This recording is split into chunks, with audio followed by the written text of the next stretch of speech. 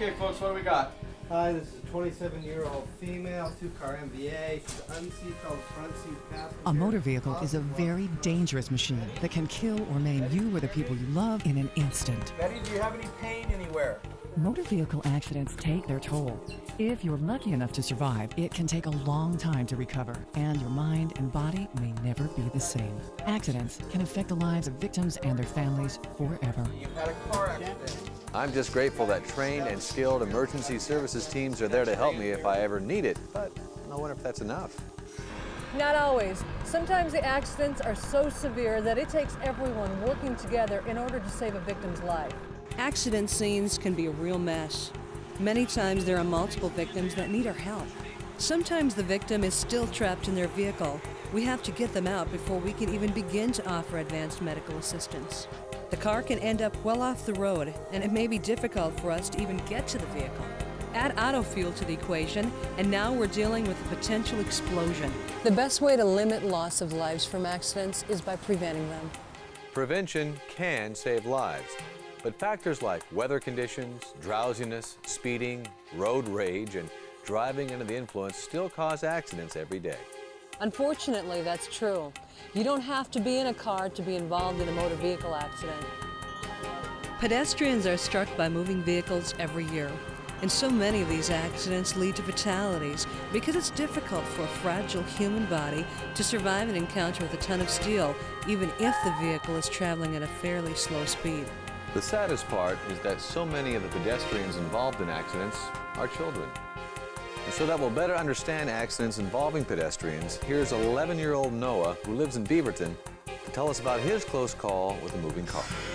The day the accident happened, before that, Jack and I went to go see a movie, and then we were walking home from it. I looked both ways and I didn't see anything, coming. So I ran, and then I stopped in the middle of the street because a car passed right beside me. I got hit by the car. I flew far, I don't know how far, but far, and then I hit the ground really hard. When I woke up, I was in the middle of the street. I was scared. And then it took forever to get to the hospital.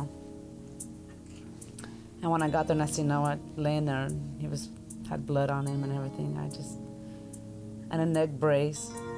I thought the worst. I thought, oh no. Well, my mom was crying. She thought I was really hurt bad, but I wasn't. That is quite a story, Noah, and thank you very much for sharing it with us, and most of all, we're glad that you're okay. Thinking about what could happen can make you afraid of even walking out into the real world, but pedestrian and auto accidents can be avoided. That's true, John, but there are some simple precautions you can take to protect yourself as a pedestrian. Always use the crosswalk. Don't enter the street until the crosswalk turns in your favor. And don't hurry just to make it across the road. The rest of your life is worth a few moments' wait.